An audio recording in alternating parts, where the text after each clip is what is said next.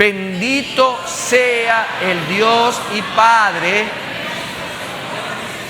amén, que nos bendijo con toda bendición espiritual en los lugares celestiales en Cristo. Gloria a Dios, amén.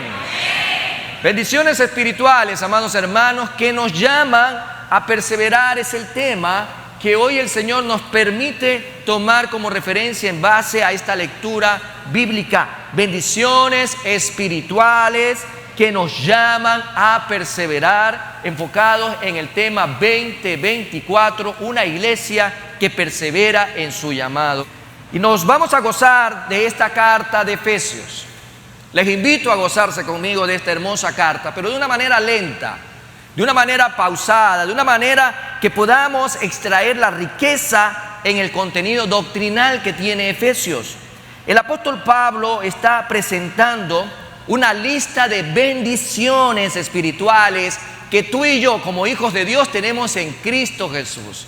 Es lo más maravilloso el día de hoy. Si usted está cansado de malas noticias, de incertidumbres por los cortes eléctricos, de esa zozobra que trae el calor, la temperatura muy alta a esta hora, pues déjame decirte que Dios tiene buenas noticias para ti como para mí en este día y para todo su pueblo. Bendiciones espirituales que tenemos en Cristo Jesús solo por la gracia y la misericordia de Dios Padre. El apóstol Pablo pasó 3 años en Éfeso, haciendo un poco de historia. 3 años en Éfeso, de acuerdo a lo que la misma palabra, usted puede constatar lo que digo en Hechos 19, capítulo 20, también hasta el versículo 38. Aproximadamente 3 años estuvo el apóstol Pablo en Éfeso. No estuvo haciendo turismo, por cierto. Acuérdense que él era un hombre que llevaba la palabra, era un misionero. Y estaba levantando una congregación local como esta. Estaba levantando una iglesia, por decirlo de esta manera. El resultado de su ministerio fue precisamente levantar una iglesia en aquella ciudad de Éfeso. 10 años más tarde, porque el cristiano es así, es dinámico, siempre de avanzada, siempre proyectándose. Habían pasado ya 10 años aproximadamente y el apóstol Pablo escribe esta carta después de que había sido levantada esta congregación en Éfeso, pero ahora lo hace desde un lugar poco convencional, lo hace desde la prisión. Él estaba preso cuando escribe esta carta, inspirada por el Espíritu Santo, para dirigirse precisamente a sus hermanos en Éfeso. Desde Roma, en aquella prisión, él envía una carta a Tíquico para que pueda llegar a los cristianos allá en esa iglesia en Éfeso.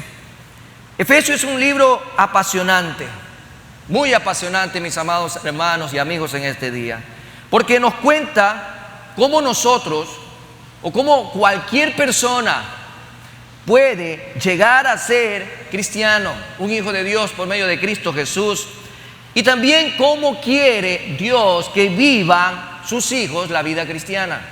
Por eso es muy apasionante. En resumen, esta carta nos invita a ver sus 6 capítulos, los 3 primeros, la riqueza que se nos habla por medio de Cristo Jesús. 3 capítulos que nos van a demostrar todo lo maravilloso que es el Señor para con nosotros por medio de Cristo Jesús a través de esa riqueza en Cristo. Y también los capítulos del 4 al 6, usted puede hacer una lectura una vez más de esta carta, que sé que ya lo tiene que haber hecho en alguna parte de su vida. Esos últimos capítulos del 4 al 6, aquí en cambio se nos habla de cómo debe de ser nuestro caminar en Cristo Jesús. En tal sentido, el versículo clave de los 3 primeros capítulos es el que hoy hemos tomado en la lectura central, versículo 3. Ese capítulo 1, versículo 3 es el texto central de los 3 primeros capítulos que el Señor nos va a permitir enriquecer nuestras vidas. Aquí vemos que Dios, Padre, dentro de esta introducción es importante contextualizar lo que vamos a ir analizando. Ha transferido a sus hijos en la persona de su unigénito Hijo Jesucristo toda su herencia de riqueza espiritual. Y eso realmente es una excelente noticia. Es importante resaltar que sin Cristo, lo hemos dicho en varias ocasiones, y aparte de Él, usted y yo no tenemos nada. ¿Usted es alguien sin Cristo? No. Cristo, o mejor dicho, Dios sin usted sigue siendo Dios, y usted sin Dios no es nadie y no puede hacer nada. Apartados de Él nada podemos hacer, y eso lo encuentra usted en el Evangelio del discípulo amado en Juan capítulo 15, y el versículo 5 hace referencia, solo para que usted tenga una idea, que apartados de Jesucristo no tenemos nada, no somos nada y no servimos para nada. Apartados de Jesús, amados hermanos, usted y yo no somos nada, y así como lo estoy diciendo literalmente, no servimos para nada delante del Señor.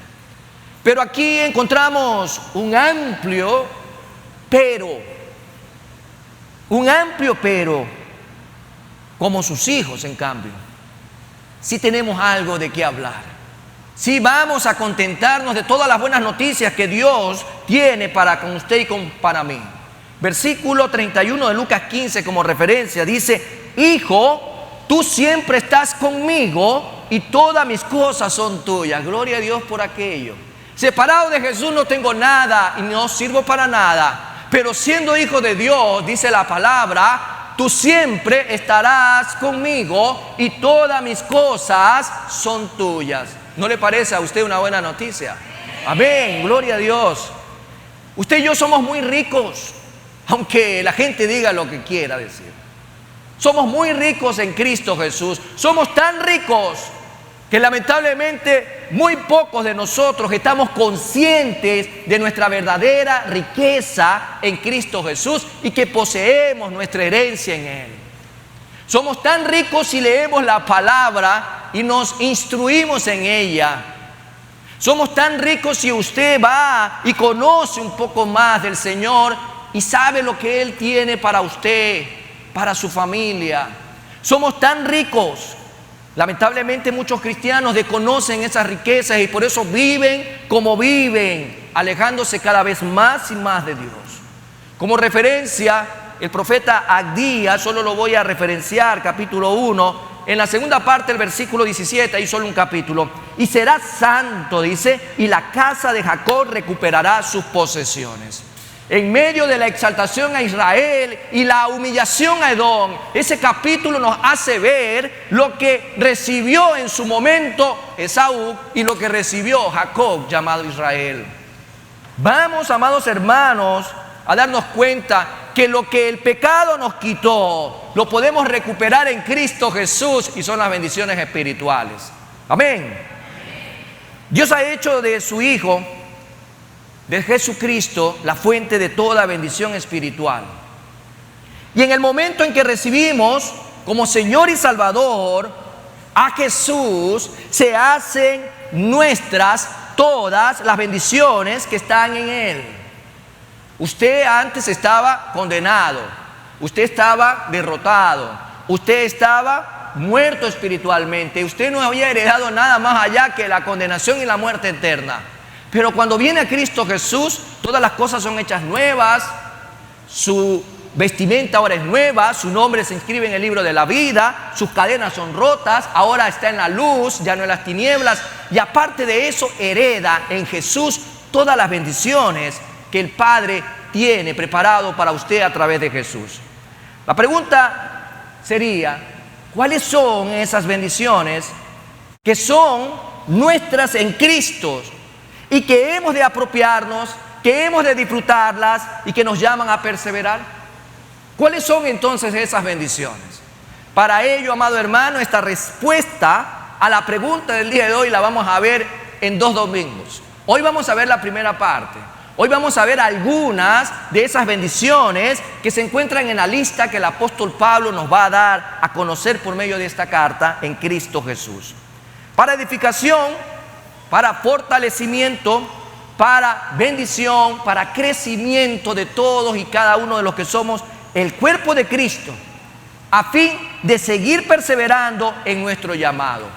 Como que a veces nos hace falta un empujoncito, como que a veces nos hace falta siga perseverando. ¿Y qué mejor que no hacerlo solo con el esquema o el pensamiento o la filosofía, la idea de un hombre, sino que usted lo haga por convicción, porque Dios en su palabra lo está revelando. Bendiciones espirituales que nos llaman a seguir perseverando en nuestro llamado, porque es el Señor el que está ahí golpeando la puerta de nuestro corazón. Veamos entonces, dentro de ese listado de bendiciones, vamos a abarcar 3 bendiciones espirituales, y vaya acordándose de estas palabras. Primero, elección. Entonces, la primera bendición, escogidos para salvación. La primera bendición que usted y yo debemos de tener claro que hemos heredado, escogidos para salvación. Y dentro de esta expresión, la palabra determinante para su vida y la mía es elección. Elección. La primera palabra o la primera bendición que nos menciona aquí el apóstol Pablo es la de haber sido escogidos por Dios para salvación. Vamos al capítulo 1 nuevamente de Efesios, versículo 4, y en la primera parte vamos a tratar de abarcar algunos textos bíblicos, así que vamos a mover mucho la Biblia. Efesios 1, 4, la primera parte dice, según nos escogió en Él. Subráyenlo en la Biblia. Según nos escogió Él. El resto de este versículo 4 aquí nos describe el apóstol Pablo aspectos de la elección, cuándo se dio y también cuál es el propósito de esta elección. El mismo texto que usted tiene ahí en pantalla le hace ver la primera bendición, pero también le da a conocer cuándo se dio esa elección y cuál es el propósito de aquella. En cuanto al tiempo, aquí se nos deja muy bien indicado lo que el apóstol Pablo nos invita a ver cuando fuimos escogidos para salvación. Cuando usted y yo fuimos escogidos para salvación, dice este versículo, ahí en la parte B del versículo 4, antes de la fundación del mundo. Antes de la fundación del mundo. Qué hermoso, qué privilegio que hoy el Señor nos invita a reflexionar en aquello, no solo leerlo por leerlo, sino realmente desagregar el texto y comprenderlo con lo que la misma palabra se va a encargar de explicarnos. Antes de la fundación del mundo, ¿cuándo se dio que fuimos elegidos para salvación? Antes de la fundación del mundo, amado hermano. Antes de la fundación del mundo. Y esta es una afirmación tremenda. Significa, en otras palabras, que desde la eternidad, cuando Dios estaba planeando cada detalle de la existencia humana, Él ya nos escogió para ser salvos. Nos escogió para ser salvos. Nada ocurre por casualidad. Nada ocurre en nuestras vidas por accidente. Nada ocurre en nuestras vidas porque no hay algo mejor para nosotros. Nada ocurre simplemente por una gran explosión. Todo Dios lo tenía perfectamente planificado. Dios no esperó para ver si le íbamos a aceptar o no. Él no hizo aquello. Él no esperó en ningún momento. Él tomó la iniciativa y nos escogió antes de la creación del mundo material. Y gloria a Dios por esa misericordia y esa gracia manifestada en este texto desde ya. Al igual que en el caso de la elección de Jacob, usted puede darse cuenta lo que había sido prometido a través de Abraham, a través de Isaac, y lo que iba a pasar con aquella descendencia de Isaac. Podemos ver Romanos capítulo 9, versículo 11 al 13, donde el mismo apóstol Pablo nos da una idea amplia. Dice ahí, pues no habían aún nacido, ni habían hecho aún ni bien ni mal, para que el propósito de Dios conforme a la elección permaneciese, no por las obras, sino por el que llama. Versículo 12 dice, se le dijo, el mayor servirá al menor. Versículo 13, como está escrito, a Jacob amé, mas a Esaú aborrecí. Y Pablo hace hincapié en esto para que nos quede totalmente claro que nuestra elección no dependió en ningún momento de algo bueno que Dios vio en nosotros. No se trata de lo que Dios ha visto de bueno en usted. ¿Qué pudo haber visto de bueno Dios en este siervo inútil? Nada. ¿Qué pudo haber visto Dios de bueno en usted? Nada. No hay manera de jactarnos delante de Dios y decir, Señor, tú me escogiste porque tú sabes que yo tengo buenos sentimientos, porque me río bonito, porque tengo una mirada profunda, o porque realmente tengo rostro angelical. No es porque soy un buen samaritano. No es que me gusta hacer obras de caridad. Es porque no digo malas palabras. Es porque mis pensamientos son puros. Alguien podría pararse delante del Señor y jactarse de algo bueno que haya tenido para que Dios lo haya elegido. No hay manera alguna. No existe tal condición en ningún ser humano para que se jacte delante de Dios. En realidad, fue todo lo opuesto. A pesar de todos los errores que Dios pudo ver en la eternidad de antemano, que tú y yo pudiéramos cometer como hijos de Dios ya, propiamente hablando, aún así nos escogió para ser salvos. Aún así, amado hermano, por eso es que yo no comprendo cómo puede existir tanto fariseísmo, legalismo, dogmatismo en personas a nuestro alrededor, que señalan a usted y a mí que venimos a la iglesia y nos tienen por hipócritas. Porque para ellos, para entrar a la iglesia, primero hay que ser santo. Y tan santo tiene que ser que jamás lograrán entonces comprender que no se trata por las buenas obras que hayamos hecho, sino por la gracia y la misericordia de Dios que estamos delante de Él. Él hace nuevas las cosas cada día. Y esa es la manera más preciosa de poder ver doctrinalmente esta primera bendición que el apóstol Pablo se las estaba dirigiendo a aquellos hermanos como tú y yo en una iglesia muy parecida a esta, allá en Éfeso. Qué tremenda es la gracia de Dios, porque gracia es recibir lo que no merecíamos. No merecíamos ser amados por Dios, no merecíamos salvación y vida eterna. Sin embargo, a Dios le plació en su misericordia otorgarnos. En segundo lugar, aquí también nos hace ver no solamente cuándo se dio esta elección, sino también el propósito de la elección. Y aquí usted tiene que agarrarse bien de su asiento. ¿Cuál fue el propósito por el cual Dios lo eligió? Dice el mismo versículo 4, en la última parte de Efesios 1. Para que fuésemos, ¿qué cosa? Dígalo con su palabra para que no crea que yo me estoy inventando algo. ¿Cómo es? Para que fuésemos. ¿Y qué más? ¿Delante de quién? Para que fuésemos santos, amados hermanos. ¿Qué quiere decir para que fuésemos santos? ¿Qué trae eso a su pensamiento el día de hoy?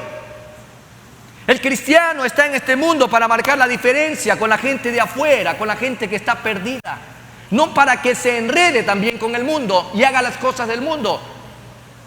Para que fuésemos santos significa que Dios te sacó de la inmundicia y te apartó para que le sirvas a Él, para que todos tus pensamientos, tus actos y tu manera de hablar le agrade a Él.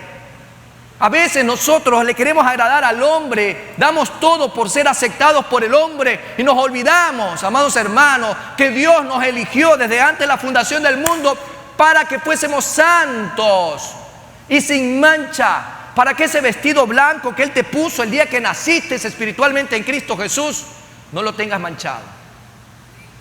A veces nosotros somos expertos en echarle manchas al vestido, ¿no? Nos encanta manchar el vestido, cuidado con aquello. Cuidado con aquello. Y no se trata que usted lo vaya a pintar de blanco mañana más tarde, ¿no? No se trata de que usted quiera engañar mañana más tarde a Dios. El Señor lo deja claro, el propósito por el cual tú y yo fuimos elegidos fue para que fuésemos santos y sin mancha delante de Él. Y es muy importante resaltar esto. Tal vez pocas iglesias se encargan hoy en día de llevar a la reflexión a los hermanos, aquellos que se sientan en una banca. Amados hermanos, el propósito de la vida cristiana no es que usted sea feliz y que sea exitoso en esta tierra. El propósito por el cual Dios a usted lo eligió es para que fuera santo y fuera sin mancha delante de Él. Ningún cristiano puede pensar de la siguiente manera: bueno, dado que Dios ya decidió salvarme, puedo hacer lo que yo quiera. Aquellos que creen en la predestinación, aquellos que están hablando de esa línea, tal vez, usted ya sabe cuál, aquella línea en donde dice, no, solo estos fueron escogidos y no importa lo que hagan, esos serán salvos. Así no funciona. Así no funciona. No se trata de pensar de manera calvinista. Aquellos que creen que, bueno, Dios me eligió, no importa cómo yo viva, voy a ser salvo. Cuando nosotros venimos a Cristo, dice la palabra, nuestra mente ahora es la de Cristo. Y si la mente de Cristo está en tu mente ahora posicionada, Cristo solamente quería hacer la voluntad del Padre. Y hacer la voluntad del Padre es que tú lleves muchos frutos. Y llevar muchos frutos es glorificar el nombre del Padre. No es porque ahora soy cristiano, viva la vida loca, no importa. Hay gente que dice, bueno, es que la salvación no se pierde. Claro, eso es un principio. La salvación no se pierde para el que es salvo. Pero para el que cree ser salvo, no hay salvación. Usted es salvo por Cristo Jesús y es hecho una nueva criatura. No es que creo ser salvo y ahora, ¿será realmente que soy salvo? Aquellos que tienen la salvación nunca la podrán perder. Amén. Y aquellos que aparentemente han perdido algo que nunca han tenido, ¿cómo se llama? Porque a veces nos admiramos de gente que regresa al mundo, de gente que está en el mundo, que lo ve salir de un chongo, de un burdel, de un cabaret, de una discoteca, qué sé yo. Y cuando tú lo ves saliendo de ahí, dices, ¿y ese no es cristiano? Ay, ya perdió la salvación. ¿Cómo puede perder algo que nunca tuvo? Si usted estuvo en Cristo Jesús, por su fruto los conoceréis, dice Juan 15. ¿O no es así? Por lo tanto, amado hermano, cuidado con pensar, como algunos creen, bueno, como yo ya soy salvo, entonces puedo hacer lo que quiera, porque al fin y al cabo Dios me salvará. Dios no puede ser burlado. Dios es omnipresente, omnisciente. Y esos atributos naturales significa que Él sabe lo que usted está pensando en este momento ahí sentado. En vez de estar pensando en la olla que dejó en la casa, piense en su salvación realmente. Y piense si realmente es salvo. Dios es claro. Dios no anda con medias tintas. No podemos pensar por pensar y decir, bueno, entonces viviré la vida loca. Hace algunos años, uno que se creía Dios en Centroamérica andaba diciendo eso, y a pocas cuadras de esta iglesia existía un llamado templo. Ellos andaban marcados con el 666 y ellos profesaban este tipo de ideología. Bueno, es que como ya Jesús pagó los pecados en la cruz del Calvario, usted viva como pueda porque ya Jesús lo pagó. Usted no le debe nada a nadie. Y ese tipo de mentiras polulan en el medio y la gente que no lee la Biblia se deja engañar. Primera bendición, amados hermanos, usted fue elegido para salvación. Hubo una elección desde antes de la fundación del mundo para que usted fuese santo y sin mancha delante del Padre. Primera bendición. Segunda bendición, adoptados para ser hijos de Dios. La segunda palabra, la primera era elección, la segunda es adopción. Adopción. De la elección Pablo pasa a la adopción, la segunda bendición espiritual que tenemos en Cristo. Segunda bendición espiritual. Y la razón por la cual fuimos escogidos para la salvación fue porque Dios el Padre nos había escogido desde antes de la fundación del mundo para ser adoptados hijos suyos. Hay dos tipos de hijos en el mundo, no hay tres. O sea, con Dios no hay tonos grises. O es blanco o es negro. ¿Sí? O es o no es. O es frío o es caliente. Usted sabe lo que le pasa a los tibios. Y así mismo existen dos tipos de hijos: los hijos del diablo y los hijos de Dios. ¿En qué bando está usted? ¿En qué grupo está usted? Oye, el Señor, ¿qué le está diciendo a usted? Porque esta carta fue dirigida a los cristianos. ¿Qué le está diciendo Dios a los cristianos el día de hoy? Yo te adopté para que seas mi hijo. Pero si usted vive en la mentira, ¿quién es el padre de la mentira? El diablo. Y sus hijos obviamente serían los mentirosos, ¿no? Así lo dice Juan 8:44. Por lo tanto, si usted vive mintiendo, si usted vive en celo, en pleito, en contienda, y si usted vive solo en la carne y dice ser cristiano, usted realmente lo que está es viviendo una falsa identidad. Los hijos de Dios son aquellos que hacen todo lo que al Padre le agrada. Y el principio de la sabiduría es el temor a Jehová, y el temor a Jehová es aborrecer todo lo que Dios aborrece. Y si usted aborrece todo lo que Dios también aborrece, entonces usted está en ese hilo. Usted en un momento dado fue elegido para salvación, porque por medio de esa salvación, desde antes de la fundación del mundo, Dios lo quería a usted adoptar como hijo suyo. Dice versículo 5 de Efesios 1, en amor, habiéndonos predestinado para ser adoptados hijos suyos, la primera parte. Usted lo acaba de leer conmigo. En amor, habiéndonos predestinado para ser adoptados hijos suyos. Todo ser humano, ¿qué es? Es creación. ¿Quién es el creador? ¿El mono? No. ¿Habrá algún mono que haya creado un mono? Usted fue y apareció por accidente porque hubo una explosión, no sé, en el cosmos, por allá, ¿cómo es que le llaman a esa explosión? El Big Bang. ¿O usted realmente siente que Dios a usted lo creó? ¿Ah? ¿A usted Dios lo creó? Amén. Incluso los científicos dicen, imagínense, de esos científicos ateos que han llegado a ser cristianos porque Dios a través de la ciencia se ha revelado. El ADN. ¿Sí sabe lo que es el ADN, no? Sí, lo más minúsculo, su distintivo más particular como ser humano, su ADN, lo que a usted lo va a de alguna manera relacionar con su familia, por ejemplo. Pero ¿quién es el creador entonces del hombre? Decían estos científicos que aquellos artistas que hacen una obra de arte, ¿qué le ponen abajo? Le ponen su nombre, su rúbrica y la fecha. Y sabe usted que esa obra de arte le pertenece a tal pintor. Si es un arquitecto, lo mismo, deja por ahí una placa diciendo arquitecto tal o ingeniero tal. Si hizo un puente, si hizo lo que haya hecho, cualquier tipo de construcción, cualquier edificación, cualquier cosa que haya podido crear, cada autor le pone su nombre. El ADN, según los científicos, también tiene el código por la numerología que llegaron ellos a encontrar en la codificación del ADN. Los números dentro de la gamatría los llevó a la letra que tiene el alfabeto hebreo y encontraron que habla del nombre de Dios.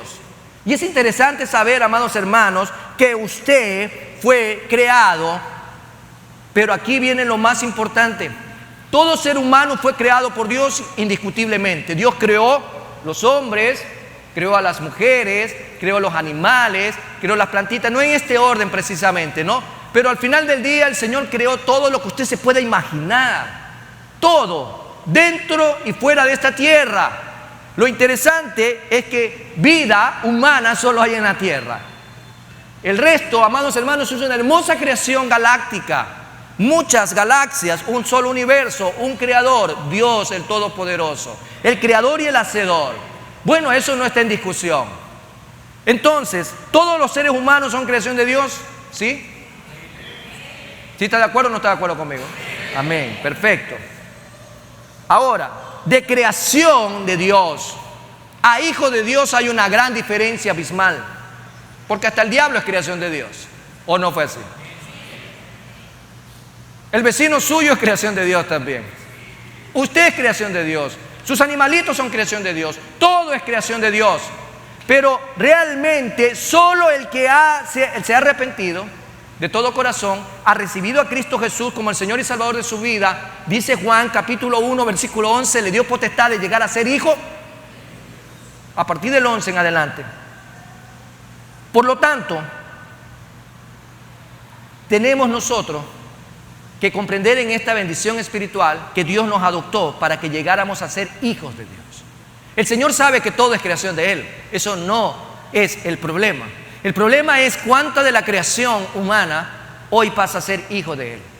Y la palabra nos hace ver que la adopción nos hace a nosotros herederos de Dios porque pasamos a ser hijos por medio de Cristo Jesús. Dice Romanos 8:17, por favor, vamos a ver otra carta paulina. Y dice, y si hijos, también herederos. Y dice, herederos de Dios y coherederos con Cristo. Si es que padecemos juntamente con Él, para que juntamente con Él seamos glorificados. Amados hermanos, solamente los hijos de Dios serán herederos y coherederos con Cristo. Solo aquellos que tengan a Cristo Jesús podrán heredar este tipo de bendición. Y nos permite incluso esta condición llamarle Abba Padre, versículo 15 más atrás. Pues no habéis recibido el espíritu de esclavitud para estar otra vez en temor, sino que habéis recibido el espíritu de adopción, por el cual clamamos, Abba, Padre. Nosotros fuimos adoptados para ser hijos de Dios, y eso lo hace posible Cristo. No lo hace posible ninguna otra condición. No hay nadie que pueda usurpar el puesto de Jesús. Y es ahí también donde se da sobre la base, nuestra adopción se da sobre la base de la cruz, pero también se da bajo la función de mediador. Hebreos capítulo 2, versículo del 10 al 15, voy a tomar unos textos. Dice: porque convenía a aquel por cuya causa son todas las cosas y por quien todas las cosas subsisten, que habiendo de llevar muchos hijos a la gloria, perfeccionase por aflicciones al autor de la salvación de ellos. Vamos un poco más adelante, el versículo 14. Así que, por cuanto los hijos participaron de carne y sangre, él también participó de lo mismo, para destruir por medio de la muerte al que tenía el imperio de la muerte, esto es el diablo. Versículo 15, y librar a todos los que por el temor de la muerte estaban durante toda la vida sujetos a servidumbre. En medio de ello, sabemos de que nuestra adopción fue por Cristo Jesús, se fundamenta en la cruz del Calvario, en la mediación que Jesús hizo. Y la pregunta sería, ¿por qué Dios, por qué el Padre se propuso adoptarnos? Mire a su hermano que está al lado y hágase la pregunta. Mírelo bien fijamente al que está al lado suyo. Si no tiene a alguien a su lado, mira a alguien atrás. Y hágase la pregunta mirando a esa persona: ¿por qué Dios se propuso adoptarnos? ¿Por qué? ¿No habrá algo mejor tenido que hacer el Señor? ¿Por qué Dios se propuso adoptarnos? Cuando usted mira a su hermano, y no le estoy diciendo que lo mire para que se ría, porque tal vez usted está viendo un espejo. Lo que necesito, amado hermano, es que se pregunte el día de hoy: ¿por qué Dios, el Padre, se propuso adoptarnos? ¿Por qué? Y la respuesta lo dice el mismo versículo 5 de Efesios 5. Perdón, de Efesios 1:5. Según el puro afecto, el puro amor de su voluntad. Por eso Dios se propuso adoptarnos, simplemente porque nos ama. Amén. Él se propuso adoptarnos por amor. Por amor. No había necesidad alguna de hacernos hijos espirituales. Tranquilamente pudo habernos salvado y simplemente nos ponía en la misma condición de ángeles, para que le sirvamos como ángeles. Pero Él quiso hacer algo mucho más grandioso. Él quiso hacernos sus hijos espirituales. Y eso realmente es un tremendo privilegio, que usted el día de hoy pueda comprender que el Señor, por medio de Jesucristo, lo adoptó a usted. Lo adoptó como hijo espiritual. Y lo hace por medio de Cristo, a través de la cruz, a través de la misión, el propósito que Jesús tenía, la condición de Jesús como mediador. Y pregúntese el día de hoy si esto no es realmente para usted un gran privilegio, porque no le estamos hablando de que usted ha sido adoptado por un rey aquí de un país X, Y o Z. No es que ha sido usted adoptado por una familia con un apellido rimbombante. No se trata de ser adoptado por alguien en esta tierra. Estamos hablando de ser adoptados como hijos del Dios vivo y soberano, del eterno, del hacedor de todo lo que usted puede imaginarse. Pero aquí es importante recordar el propósito fundamental del plan de la salvación. Y lo vamos a ver en Efesios 1:6, que dice la primera parte: para la alabanza de la gloria de su gracia. Para la alabanza de la gloria de su gracia. Al fin y al cabo, Dios no nos salva simplemente para nuestro bien, sino para su gloria. Para su gloria. Y lo hace haciéndonos aceptos en el amado, como dice el mismo texto en la segunda parte, con la cual nos hizo aceptos en el amado. Aceptos en Jesús. Solo Jesús puede, amados hermanos, permitirnos experimentar tan gran beneficio. Un beneficio maravilloso. Aparte de Cristo, no somos aceptos ante el Padre. La gente no comprende hasta el día de hoy Existen miles de religiones, religiones que ustedes no se pueden imaginar, esfuerzos del hombre por llegar a Dios, y muchos adeptos y seguidores de esas religiones banales. Y todos creen de que tienen la respuesta al problema del hombre.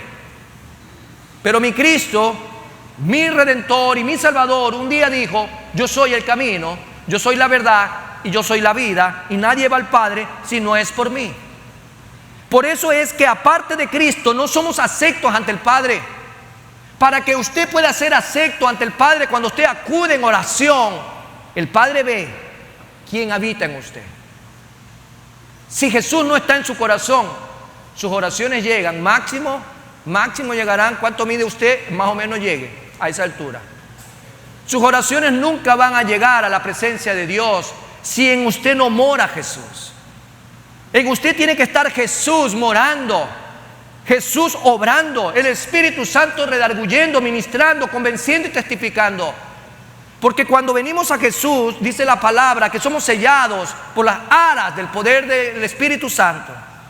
Y si esa condición no está en nosotros, amado hermano, y usted sigue creyendo que es salvo, fuera de Cristo, usted tiene que hacer el día de hoy un alto y ponerse a cuentas con Dios. No es que yo nací en cuna cristiana, usted pudo haber nacido en un castillo cristiano. No es que mi papá era pastor, su papá pudo haber sido uno de los apóstoles de Jesús. Pero si usted no tiene a Cristo en su corazón, no es salvo. No es que yo tengo ascendencia judía, usted puede ser el mismo rabino allá en el Sanedrín, pero si usted no tiene a Cristo Jesús en su vida, usted no es salvo. No es que mi apellido viene de una herencia de la tribu de Judá, puede venir de quien sea, pero si Jesús no está en su corazón, usted no será salvo. ¿Y por qué tenemos que hablar de esto, amado hermano? Porque los tiempos que vivimos nos invitan y nos incita el Señor a hablar de que la iglesia pronto se va. La iglesia se va pronto, amados hermanos. Para algunos se va el 2 de octubre otra vez. Pero nosotros sabemos, como Jesús dijo, ¿quién sabe la hora y el día?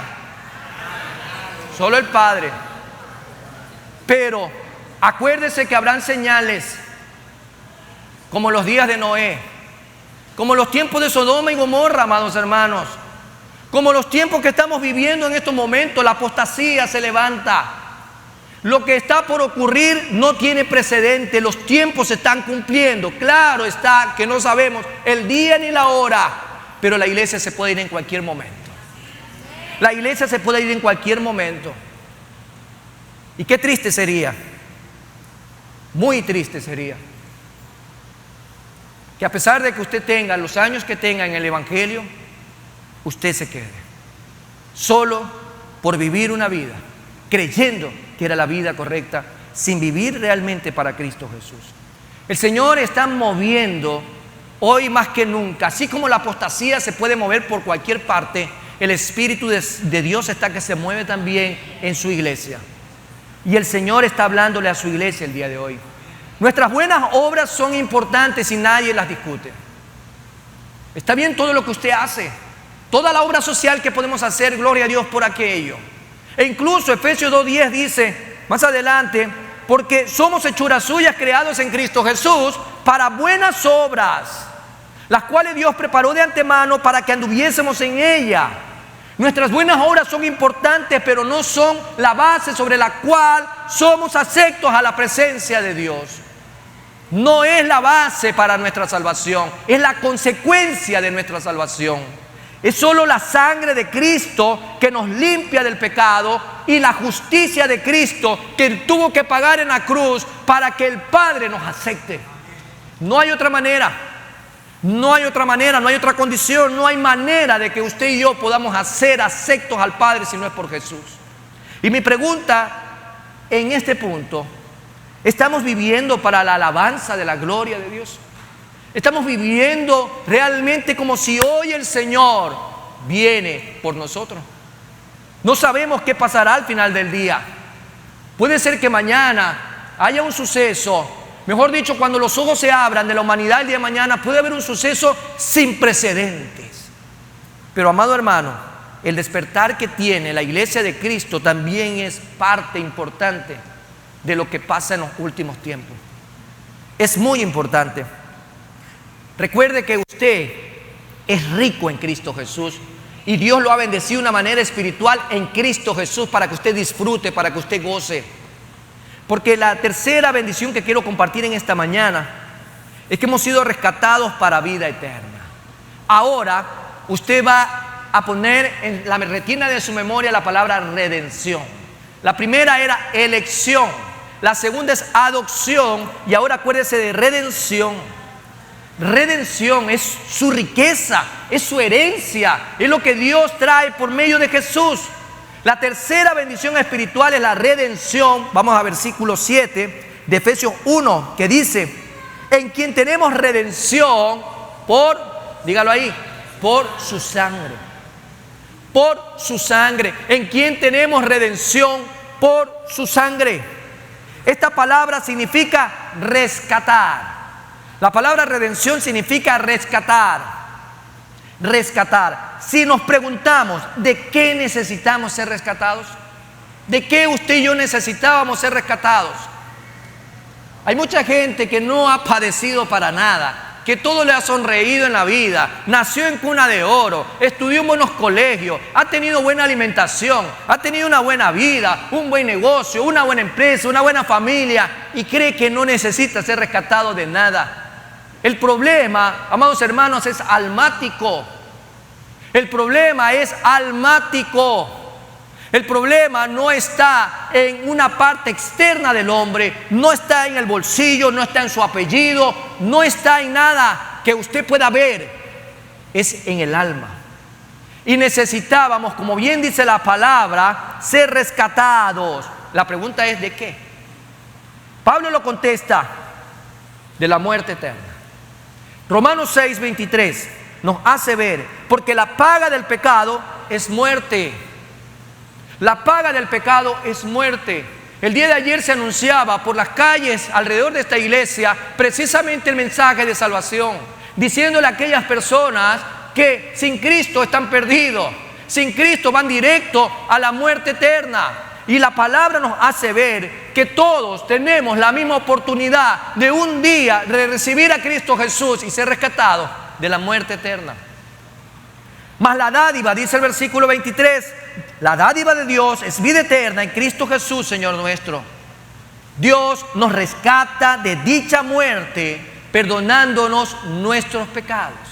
Dice Efesios 1:7 nuevamente, el perdón de pecados. Cuando estábamos leyendo ahí, en quien tenemos redención por su sangre, el perdón de pecados, el perdón de pecados nos rescata de la muerte, porque Cristo Jesús al derramar su sangre nos trae perdón. ¿Por qué nos perdona Dios? Porque alguien tenía que pagar. ¿Cuándo a usted le perdonan una deuda? Cuando usted mismo pagaba, que era imposible para nosotros poder pagar el precio, o cuando alguien viene y sustituye, ¿sí?, la deuda con el pago. En este caso solamente Jesús podía pagar aquello que tú y yo necesitábamos, y era el pago de nuestros pecados. ¿Cómo entonces nos rescata? Porque ya sabemos que nos rescata. ¿De qué necesitábamos ser rescatados? De la muerte eterna.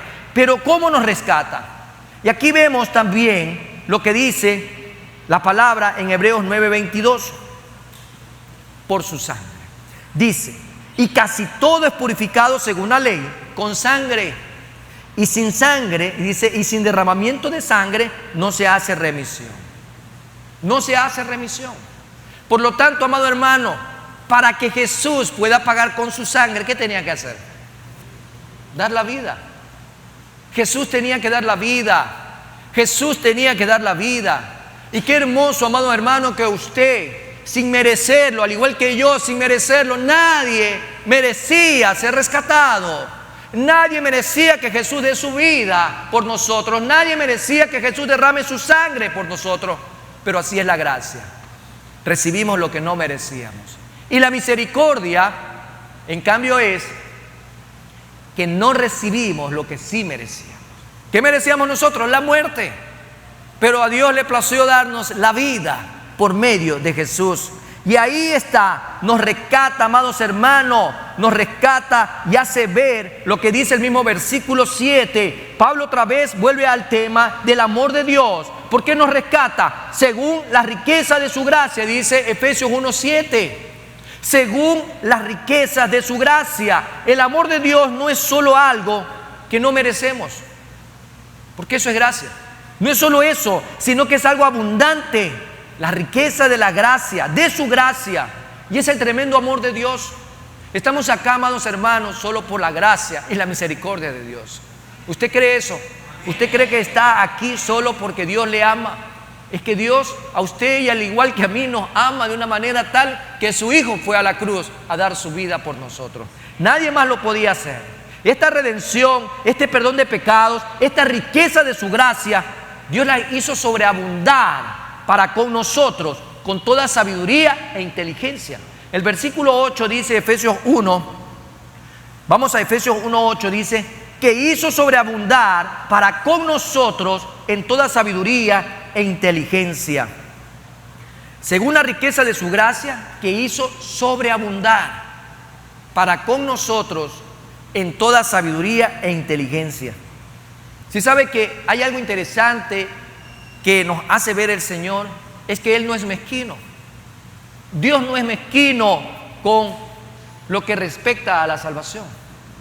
Dios no es egoísta, Dios no es tacaño, Dios no tiene nada de esos atributos, es todo lo contrario. Dios hace las cosas en abundancia, Él da. Y Él nos enseña que más bienaventurado es dar que recibir. El Señor es de abundancia, es dador, es benevolente, Él entrega.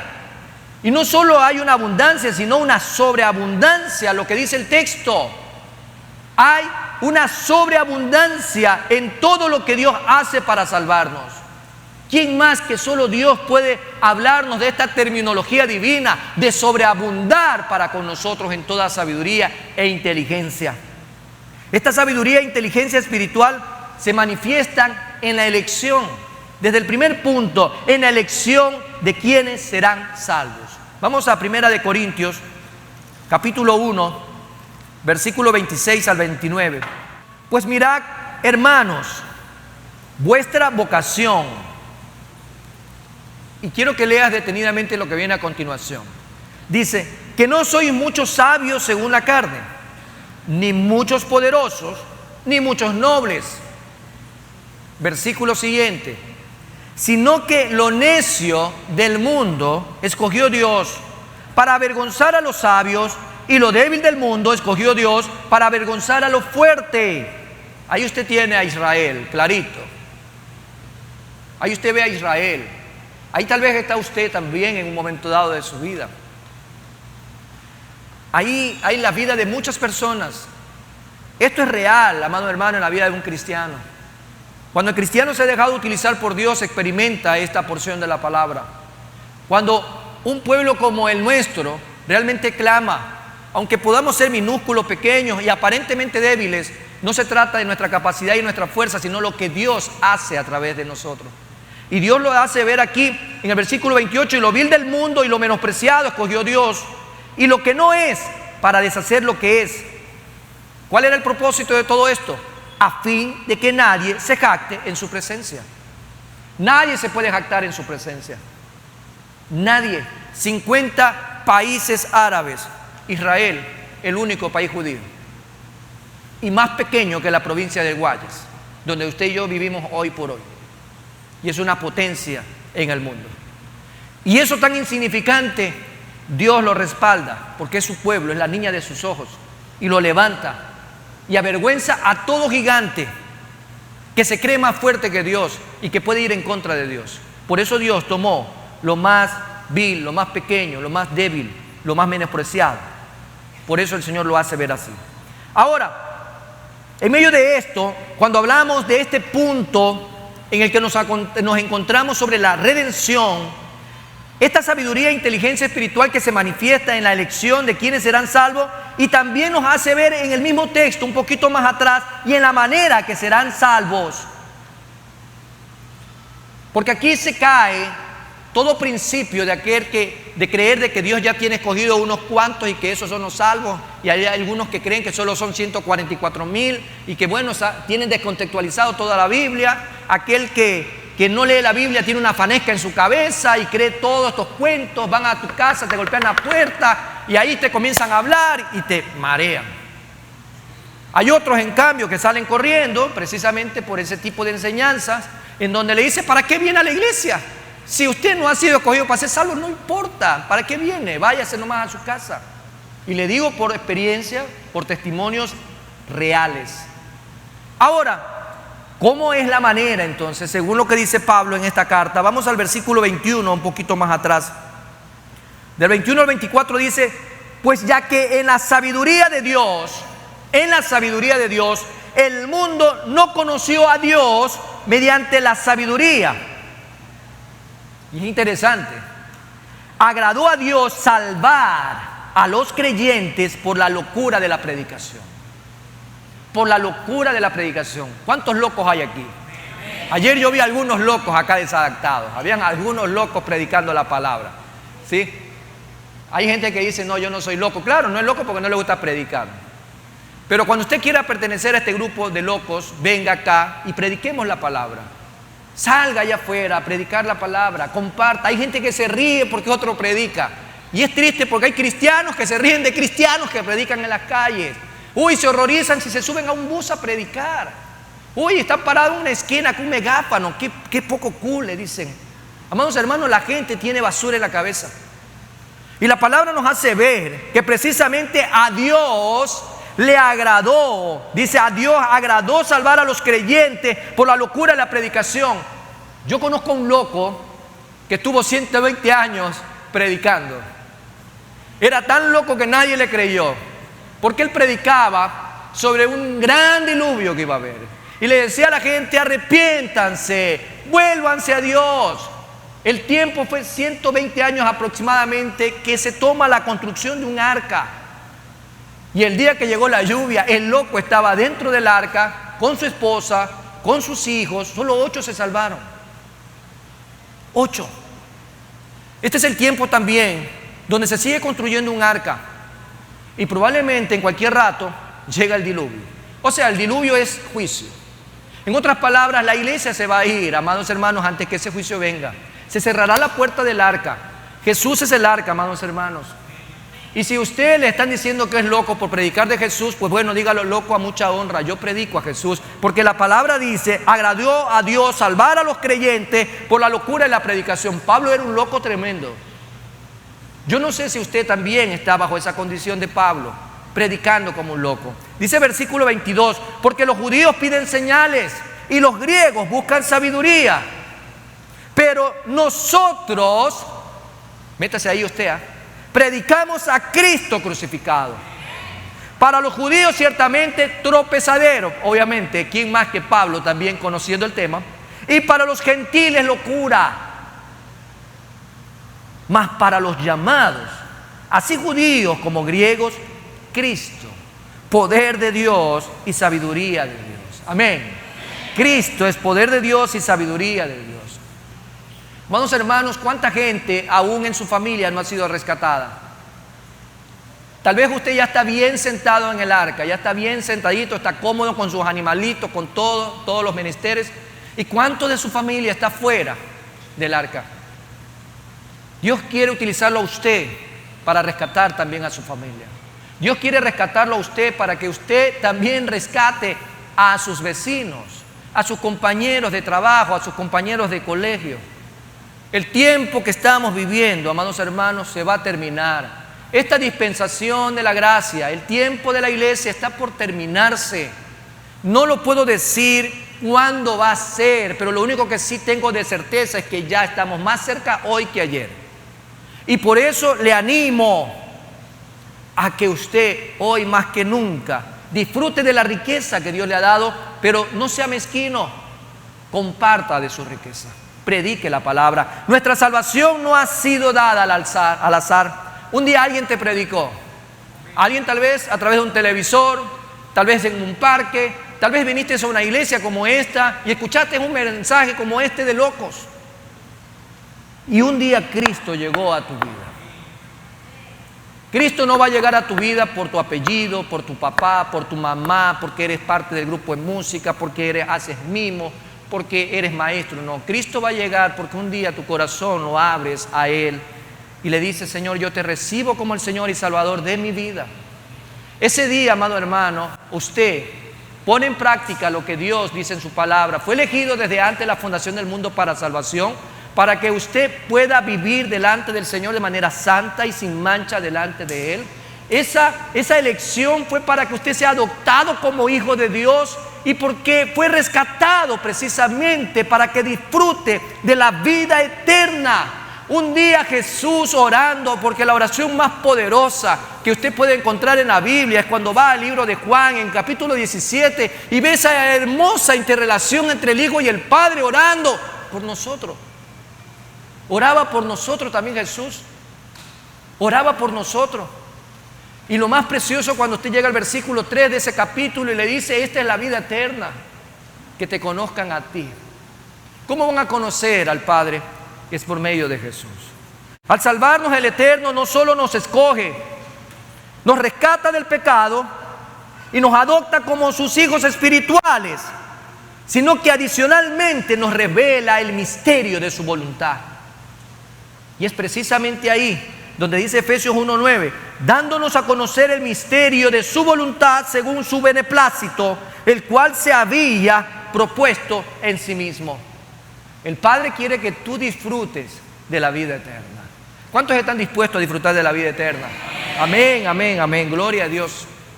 70 años, 80 años, 90 años, no importa si llega a cumplir 100 o 120 años en esta tierra, no se comparan a una eternidad. De usted depende si su eternidad es con Cristo o es sin Él. Pero los que están sin Él están destinados a un lugar de tormento con Satanás y sus seguidores. Hoy, amada iglesia, quiero que te levantes. La Primera Iglesia Bautista de Guayaquil te invita a formar parte de nuestra comunidad digital. Suscríbete a nuestro canal de YouTube y síguenos en nuestras redes sociales, donde encontrarás una variedad de contenido audiovisual, el cual será de gran impacto para tu vida espiritual.